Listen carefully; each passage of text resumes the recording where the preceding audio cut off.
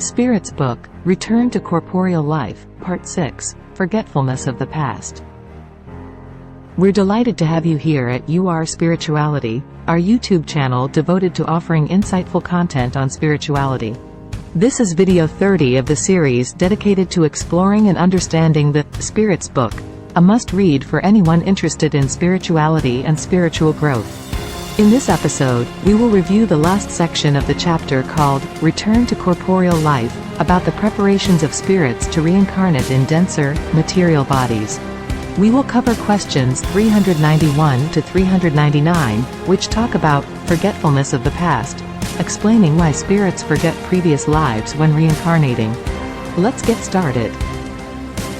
When a spirit goes back to the spirit life, it sees a movie of everything it did in its previous life. The spirit learns about the mistakes it made, which caused it suffering. It also understands what could have prevented those mistakes.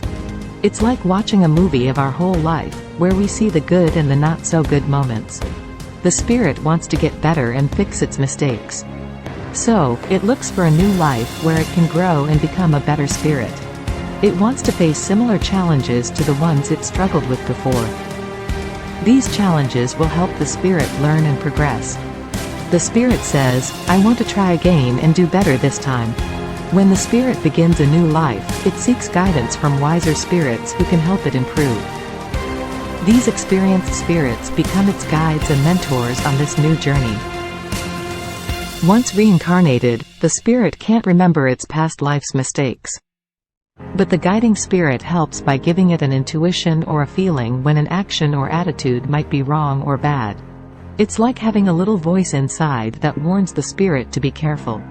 And you know that feeling when you're about to do something wrong, but you stop yourself? That's your conscience at work, reminding you not to make the same mistakes you did before. It's like a guardian angel guiding you on the right path. Even though we don't remember everything about our past lives while we're alive, we still have instincts and feelings that remind us of our past. These instincts help us avoid making the same mistakes again. When we forget about our past lives, especially the painful parts, it shows how wise and caring the universe is. If we remembered everything, it might cause us problems. But instead, we are given enough to learn and grow, and that's all we need. Remembering all the details of our past lives would cause many serious problems for us now. People might make fun of us, we could become too proud, and it might even stop us from making our own choices freely. So, to help us grow and improve, God only gives us the right amount of information through our conscience and instincts. If we remembered everything, we'd also remember other people's pasts. That could lead to big troubles in our relationships with others. Since we don't always have reasons to be proud of our past, it's better that we don't remember everything. Sometimes, we can learn about our past lives, but not everyone can do that. Some people have a strong sense of who they were and what they did in their previous lives. Dreams about past lives can be real for some people, but for others, they might just be imagination. God only lets us know about our past lives if it helps us with our current mission and goals in life. It's like getting special information that guides us to do better and achieve our purpose. As spirits become kinder and better, they can remember more about their past lives. This happens in happier and more advanced worlds where spirits have learned from their mistakes and become wiser. It's like looking back at an old photo album and remembering the good times. Our actions and habits show us what we need to work on.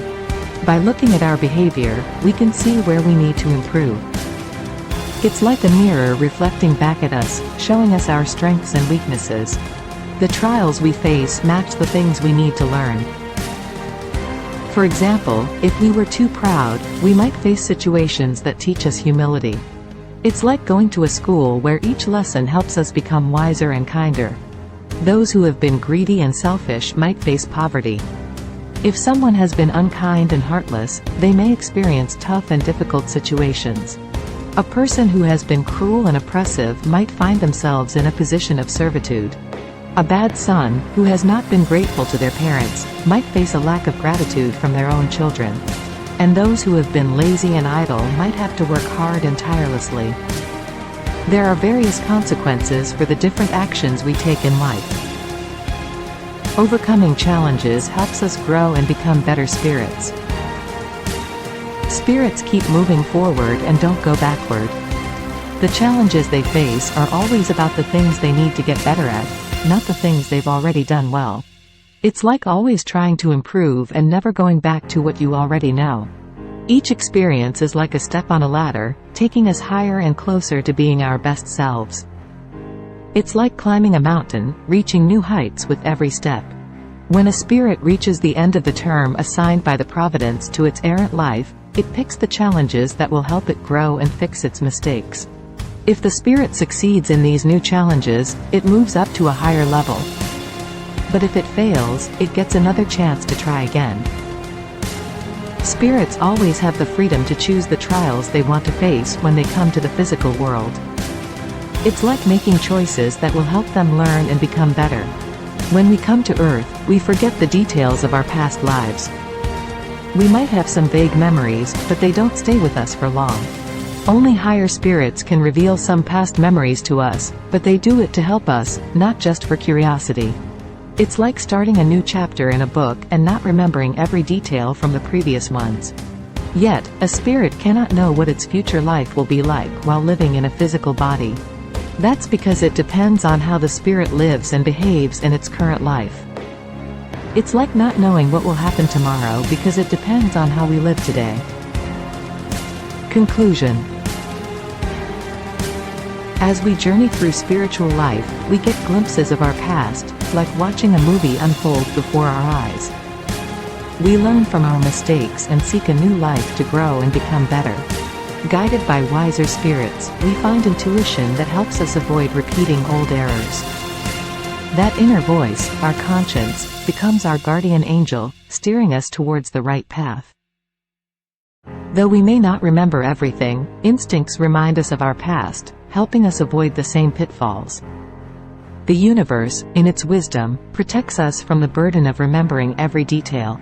Instead, we are given just what we need to learn and progress. Each challenge we face is a stepping stone to our higher selves. With each experience, we ascend like climbing a mountain, reaching new heights. Embracing the choices we make, we continue to grow, moving forward without looking back. As we embark on this new chapter, let us cherish the lessons of our past and welcome the mysteries that lie ahead. For the future is shaped by how we live and grow in the present. This concludes our overview of the Spirit's book chapter, Return to Corporeal Life, over the past 6 videos. Thank you for joining us. We hope this overview sparked your interest and encouraged you to explore more about spirituality. Don't forget to subscribe, comment and hit the notification bell for updates on our future videos where we will start a new chapter. Emancipation of the Soul. See you again soon.